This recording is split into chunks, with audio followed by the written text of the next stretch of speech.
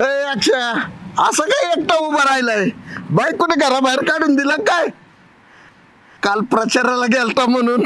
अहो तसं नाही तात्या, मी विचार करतोय यावेळेस नाना येणार की अण्णा येणार. अरे आपल्याला काय करायचंय? कुणी का निवडून येईना? आपल्याला काय फायदा आहे का त्याचा? आपण तर मतदानच करणार नाही. अरे यांची जमात एकसारखीच, फक्त लोकांना आहे ना आश्वासन द्यायचे आणि एकदा का निवडून आले की परत 5 वर्ष त्या गावाचं थोबड सुद्धा बघत नाहीत ते. आजपर्यंत आपल्याला एक माणूस चांगला नाही भेटला. आजपर्यंत जेवढे भेटले सगळे भामटेच भेटलेत. अहो तुम्हाला एवढाच राग येत असेल ना, तर एखाद्या सामाजिक हित जपणाऱ्या माणसाला निवडून द्या ना. जाऊ दे बाबा, कुठं कोणाच्या नादी लागतो? हे राजकारणी कधी कोणाचे सख्खे झालेत का? एक तर कोणाच तरी लग्नाला, नाही तर कोणाच तरी मौतीला, एवढेच दिसतात. अहो सगळे तसेच नसतात. आणि तुम्हाला जर वाटत असेल सगळे तसेच आहेत ना, तर मतदानच करू नका ना मग.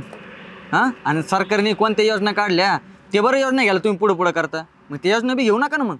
अशी कशी योजना नको घेऊ? आपण यांना का म्हणून निवडून देतो? आपला पण काहीतरी फायदा झालाच पाहिजे ना.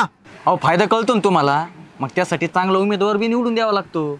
हा बाबा, तुझं सगळं बरोबर आहे, पण मी एकट्याने मतदान नाही केलं तर ह्यांना काय फरक पडणार आहे का? हाच जो विचार सगळ्यांनी केला ना, म्हणून भ्रष्ट लोक निवडून येतात. आणि वरून तुम्ही सरकारच्या नावाने बॉम्ब मारायला मोकळे. अहो 40% लोक मतदान करीत नाही तुमच्या अशा विचारामुळे. मग परत काय होतात, बोगस उमेदवार निवडून येतो. कळलं का? जाणार का नाही मतदानाला? तू खरंच माझे डोळे उघडले.